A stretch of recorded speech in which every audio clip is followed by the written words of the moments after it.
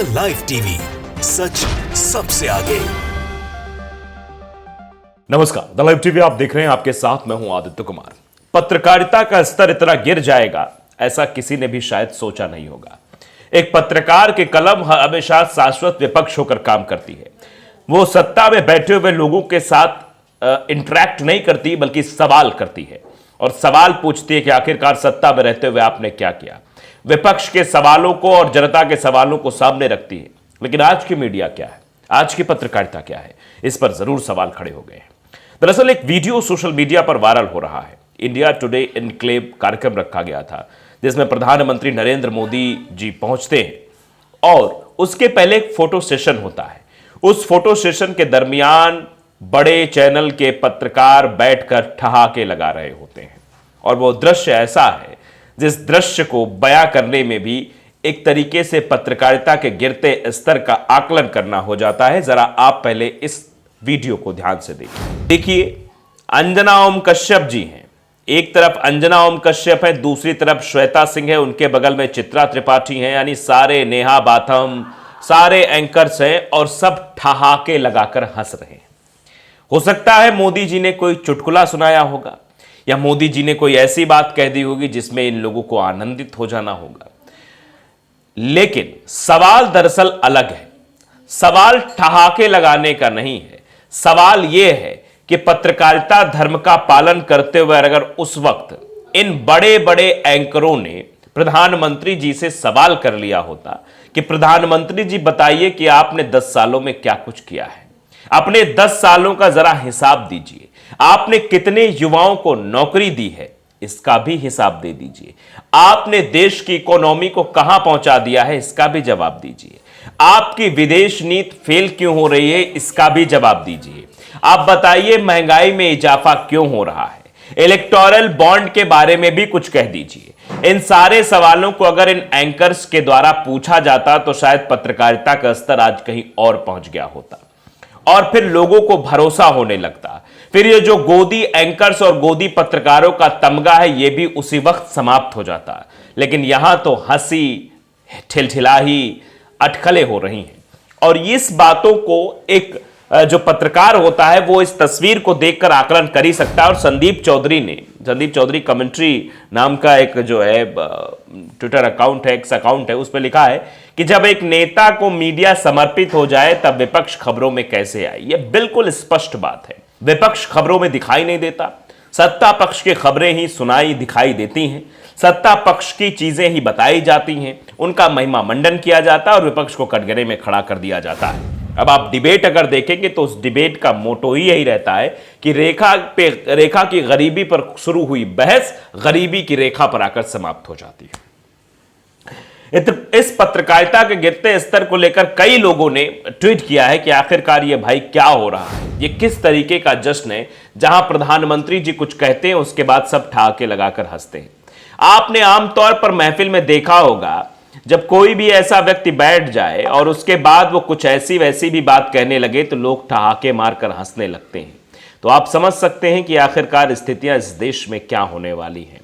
आप देखिए, इस पर लोगों का रिएक्शन भी सामने आ रहा है, लोग रिएक्शन भी बताते हैं। हरीश मीना लिखते हैं सारे झमूरे एक साथ, मतलब ये मैं नहीं कह रहा हूं, ये दरअसल कहा जा रहा है लोगों के द्वारा। जय हिंद लिखते हैं गंजे को कंघी कौन बेच रहा है, पहले उसको पकड़ो। ये गोदी, मतलब जो शब्द लिखे वो शायद बोलने लायक भी नहीं है। जो 10 साल से सरकार से कोई सवाल नहीं पूछा उसको पकड़ो, तोते की गर्दन मरोड़ दो, राजा की जान उसमें है। आप समझ सकते हैं। आप देखिए कैसे ये बहुत सारे एंकर्स की तस्वीरें भी इसमें दिखाई गई हैं और उनके मुंह पर कैसे टेप चिपका हुआ है, यानी वो सवाल ही नहीं पूछ पा रहे हैं कि सवाल पूछना चाहिए। एच.एस. आहिर लिखते हैं कि एक समय था जब मीडिया में आया है तो सच होगा। ये बिल्कुल सही बात है कि मीडिया में कोई भी खबर छपती थी, कोई भी खबर आती थी तो देखते ही, सुनते ही, समझते ही होता था कि हाँ बहुत अच्छी खबर है भाई, ये सच ही होगा। आज क्या ये मीडिया में आया है यकीनन फेक होगा, मतलब मीडिया में आया फेक होगा। मीडिया का स्तर कितना नीचे गिर गया और जिस चीज से तुलना की गई है वो शब्द मैं शायद बोल भी नहीं सकता। आप समझिए, ये भी कह रहे हैं कि वो तो लीगली धंधा करती है लेकिन मीडिया इलीगली बिक चुकी है। आथू, इस तरीके की बातें मीडिया के बारे में कही जा रही हैं। आप इससे ही समझ सकते हैं ये क्या चीज़ें हो रही हैं। अब देखिए, एक और तस्वीर साझा की गई है आज तक की, और प्रदीप शाक्य ने इसे की मोदी नामा मीडिया अक्थू। देखिए ये कैसे लिखा हुआ, देखिए आप, इंडिया टुडे कॉन्क्लेव 2024, ये बाकायदे आज तक के पेज पर, मतलब जो ट्विटर है उस पर जो कवर पेज है उस पर फोटो प्रधानमंत्री जी की दिखाई दे रही है। महेंद्र कुमार लिख रहे हैं कि आज तक न्यूज़ चैनल पूरी की पूरी संस्था बीजेपी पार्टी के हाथों बिक चुकी है। रजनी मीना लिखती हैं, दलित, शोषित, किसान, आदिवासियों की दबी कुचली आवाज को बेखौफ होकर बुलंद करने वाले हंसराज मीना भाई और ट्रैवल आर्मी एक्स अकाउंट पर भारत सरकार द्वारा रोक लगाना शर्मनाक है। ये भी बात कही जा रही है। सरकार द्वारा बोलने की, लिखने की अभिव्यक्ति पर रोक है लगाना असंवैधानिक है। मतलब वहां रोक लगाई जा रही है और यहां रोक क्यों नहीं लगाई जाएगी, क्योंकि आप जानते हैं। इंजीनियर राजेश कुमार लिख रहे हैं, अपने मालिक को बचाने के लिए अंजना ने इसलिए आंख मार रही थी। तीनों मालकिन को शुभकामनाएं, मोदी जी आशीर्वाद लेने के लिए। चलिए, अपना परिवार न सही और परिवार तो है ही, मोदी जी आपने हीरो का ख्याल रखिए, यानी अपने हीरो का भी ख्याल रखिए।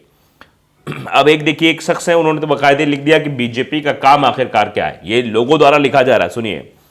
बीजेपी का काम है, पहला, हिंदू मुस्लिम जात धर्म में बांटो, सीबीआई ईडी आईटी भेजो, डराओ फिर बुलाओ, चंदा लो, फिर सरकारी हो या प्राइवेट उसको बेच दो, धंधा शुरू कर दिया, साथ में सरकारी संरक्षण मिलना शुरू हो गया, सामान को 10 का 30 में बेचो, 9वां जो सबसे आखिरी है, चंदा में शेयर होता है सीबीआई ईडी आईटी मीडिया, यानी सबका है। अब लोग सवाल पूछ रहे हैं, क्या लगता है आपको ये पत्रकार हैं?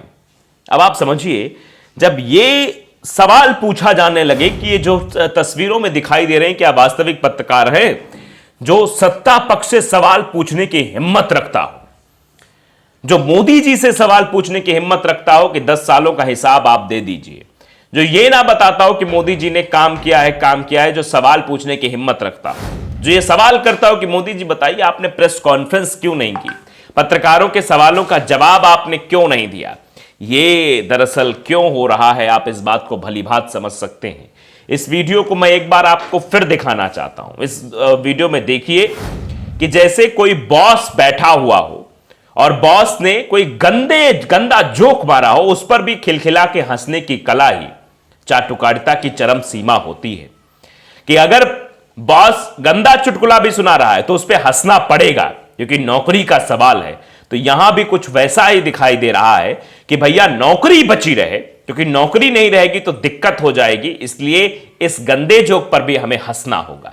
आप तस्वीरों में देख सकते हैं किस तरीके से ये बड़े बड़े एंकर हैं जिनका दायित्व तो बनता है कि पत्रकारिता जो लोकतंत्र का चौथा स्तंभ है उसके गिर जाने से पहले उसको संभालने का काम करते, लेकिन यहां पर तो देखकर यही लगता है कि सवाल पूछने वाले लोग जब जोक पर हंसने लगे तो वो सवाल क्या पूछेंगे, ये भी अपने आप में बड़ा सवाल है। द लाइव टीवी को अगर आपने सब्सक्राइब नहीं किया जरूर करिए, बेल आइकन दबाइए ताकि सच खबर आप तक पहुंचती रहे। नमस्कार। द लाइव टीवी, सच सबसे आगे।